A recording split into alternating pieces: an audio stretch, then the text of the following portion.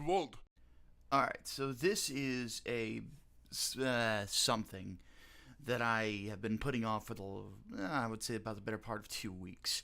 Reason being is that I really wanted the time to gather my thoughts, which is usually the case with me in regards to everything. I want to, think to myself about a particular situation and comment on it when I think I've got all the angles covered.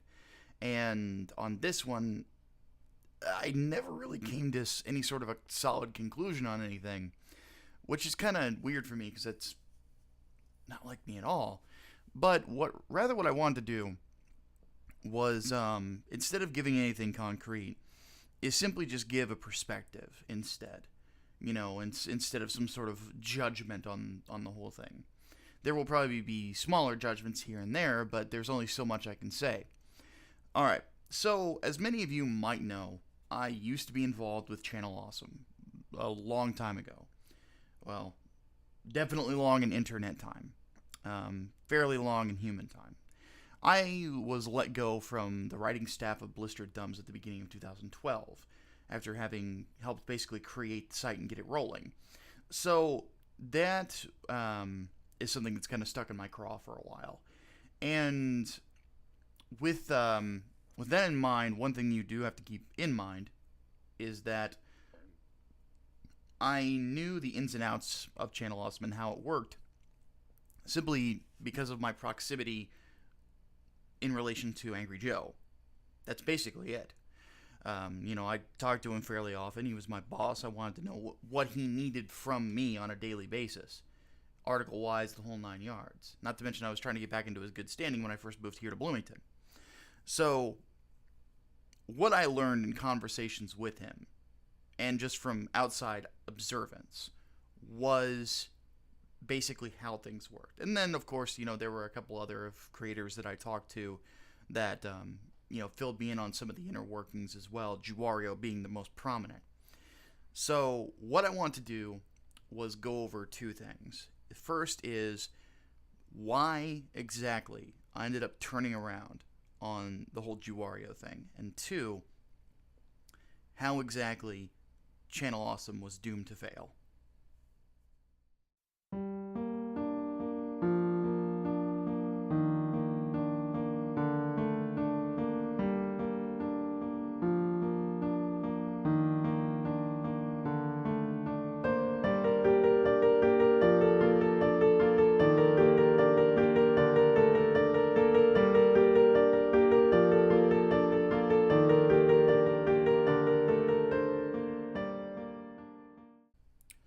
So, I initially took the news about Juario very negatively, for good reason. This is a guy I'd known for a while before he had killed himself. And some of the things that I said in the video that I made were pretty harsh to all parties, because I was just this one rather giant ball of emotion, to say the least. I was angry and sad and depressed and everything all bundled into this giant ball of twine, and kind of felt like I was being batted about by a giant cat.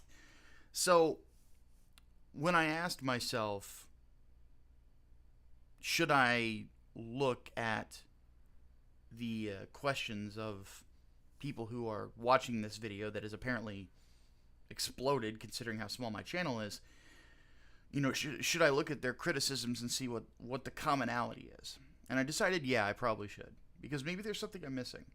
So what I did was I read the comments, and there was one commonality that I had seen. And in fact, somebody had rather creepily emailed me about this, claiming to be a friend of Justin's, and yeah, that guy kind of warning to anyone who ever gets on YouTube. On occasion, you will get creepy emails. That was one, But anyway, the point that I'm getting at is that I looked at what the commonality was in all of the criticisms of that video that I put up. And that was that I was believing something that there wasn't any 100% way to prove.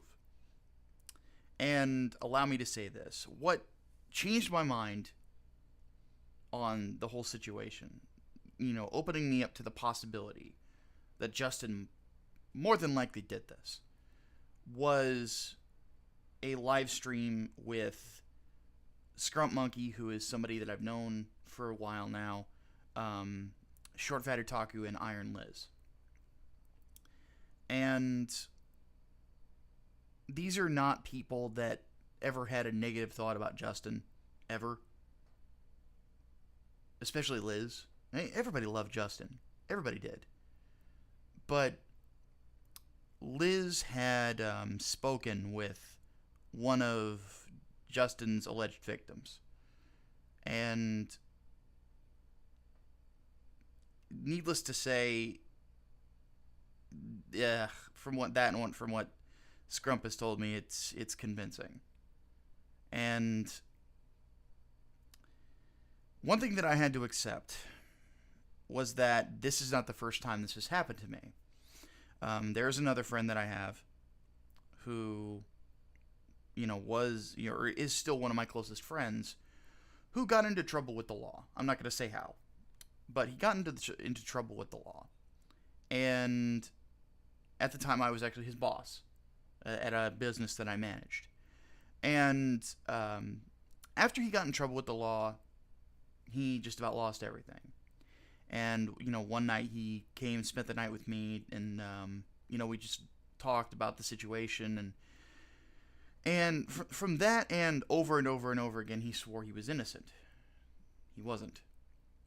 And that is something that I kind of have to realize, is that oftentimes people who do things like this will hide them from you. The big thing is whether or not they're willing to sit there in front of you and tell you the truth of the situation of what happened.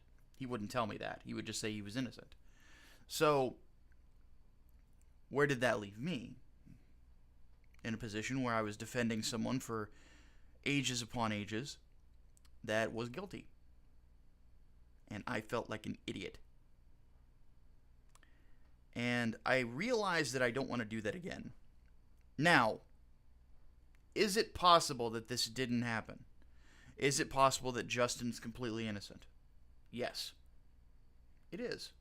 There is no absolute here. At all. But what I will say is this.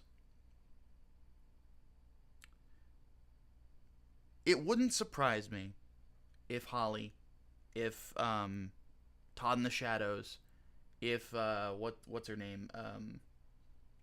Dan Olsen. If that clique of former Channel Awesome people, the Nostalgia Chick as well, if they were lying.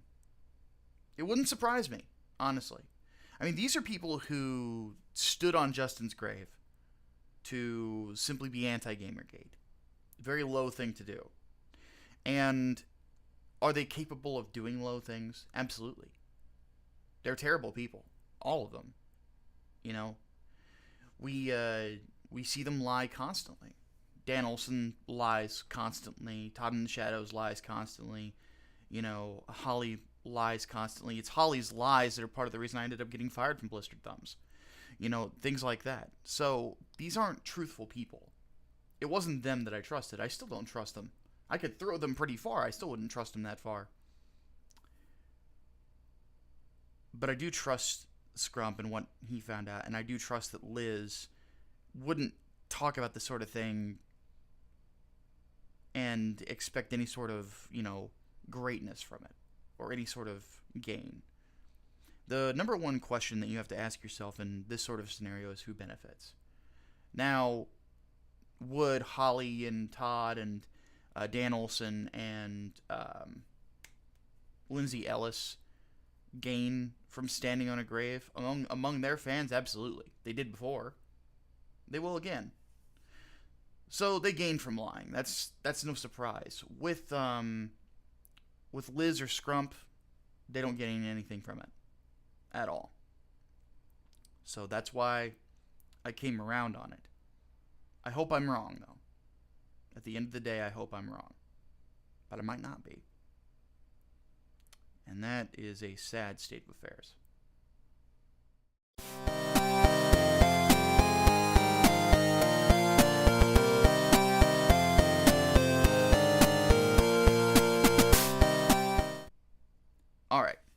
So Channel Awesome is something that whenever anybody asks me about it, ever since I've gone independent, about just Channel Awesome in general, I've often said, they're going to fail. They are going to fall apart. And the reason that I knew this is because of one simple issue: bad management. Terrible management, really. The Walkers never had any clue what they were doing. Ever. They had Mike Machad working with them, who never had any clue what he was doing either. Everybody around them never had any clue about what they were doing. Holly, that one Indian kid, any of them. Better or worse, they were worthless. There were a lot of people underneath them that were talented, or that had the ability to manage people, but these folks never really wanted to learn either. They figured, this is our business, this is what we own, therefore we are going to run it as we see fit. No ifs, ands, or buts, my way or the highway. And the problem with that is that if you don't have a long-term vision for the future of your business that is realistic, at the end of the day, you will fall. You will fail. And that's the problem. I've heard from people like Lord Cat and others that, Doug Walker had this idea that he was going to get into Hollywood with what he was doing. And you listen to that, and, some people on the outside have told me, that's one of the most ridiculous things I've ever heard. Well, from being somebody who was on the inside, there were people that were sycophants of Channel Awesome that thought he could. I shit you not. There were people that did. But that was the problem with a lot of people around Channel Awesome, or some people working with Channel Awesome, is they were so high off of the gas of their own farts that they could not see reality. They just couldn't do it. You ever see that guy that is so stoned that he cannot tell what is going on around him? That, for better or worse, was the mentality of a lot of people in Channel Awesome. It really was. They had no clue what they were doing, ever. And it was more, and it was no more apparent than with Blistered Thumbs. See, Joe did his best on his own to manage both the video and writing portions of that. He was lucky when it came to the writers that most of us got along, or could at least be civil with one another. Most of us. I've already done a video on all of those difficulties. I'm not going to bring them back up. But one flaw that we had when Joe was in charge was very simple. We needed an editor-in-chief. We needed somebody with a direction for the editorial of that particular website. And originally it was supposed to be me. And then I made the mistake of pissing Joe off. So that went out the window. Which is unfortunate. Because do I think I could have kept that site on track? Abso-freaking-lutely. Now, maybe that's my own ego, but I had confidence in my abilities. Still do. Now, with that in mind, the management still never really focused or allowed the writers to become personalities. You look at a lot of different video gaming websites, and you look at what made them relevant. It was whenever somebody who worked and wrote on that website became somebody who you could bill as the head of the website. Destructoid got bigger as Jim Sterling's star got bigger. You had Yahtzee Croshaw, who did write for The Escapist on top of producing videos, as their frontrunner, their star, So, when it comes right down to it, that is what I had said we needed to do, and they were simply not allowing to happen. I had to twist arms to finally get The Mind of Micah C greenlit on Blistered Thumbs for the end of the year. And I was ready to invest quite a bit of money on my end to continue to upgrade my PC, to get a new microphone, to get, a really good or a much better camera, and so on and so forth, and be able to do things that would, be along those lines. And the first episode I did was the top 10 games of 2011, which was a damn good year for video games. And people liked it, and it was a lot of fun to put together. And at the end of the day, what I found happened is the instant that started to happen, people didn't want you to succeed. Because Channel Awesome, again, they had their idea of who they wanted to be the stars, and they weren't going to let anybody else, take over their vision. But again, their vision was not realistic. Fact of the matter is that Channel Awesome was a meme factory, and that was it. That's all they ever could be. There is no way, shape, or form that anyone within Channel Awesome as a content creator, and this is not personal, could ever find any sort of mainstream appeal with what they are doing. They just cannot do it. There are people on the internet that do have that have made the crossover, but it's because they have a very specific style that is very, very, very well tailored to move into more of a mainstream idea. Steven Crowder being one person that I could think of. His show is basically late night comedy. Roaming Millennial is another because she is basically a commentator. And when you look at that sort of thing, even those who are on the internet who got brought forward to other places like MTV, Lacey Green, Francesca Ramsey being good examples at the other side of the political aisle, again, they had a style that worked well for MTV, and yet, even then, MTV had their imprint on it. And needless to say, there isn't a single person within that umbrella that really would have that appeal or that ability. They would have to go into another medium. You look at someone like myself, I've probably made more waves as a writer than I have on YouTube, to be honest. And I don't even write that often. Another good example is formerly known as Yezu Otaku. I don't even know what Isaac something or other, what he, she, it calls himself. That was harsh, I know, but I don't care. I'm not their friend. Works for the Anime News Network now, if I recall correctly, as a writer.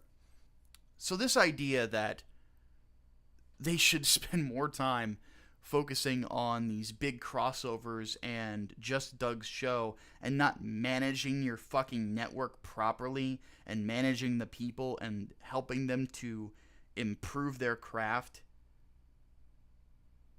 The fact that they would not do that, the fact that they never thought to get better, is why they were going to fail. That is the definition of bad management.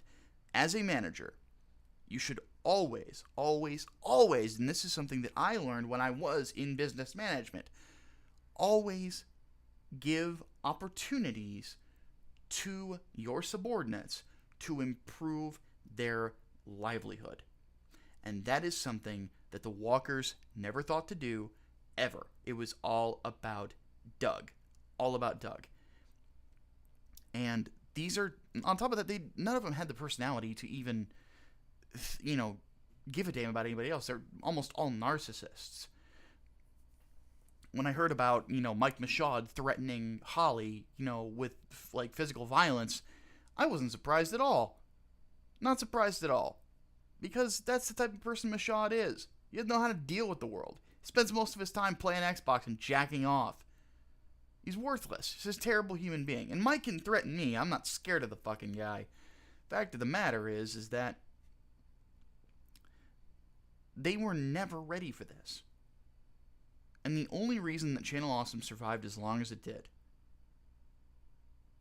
was off of any sort of video popularity they had. But they have been hanging on that edge for a long time. And it was about time that they fell off.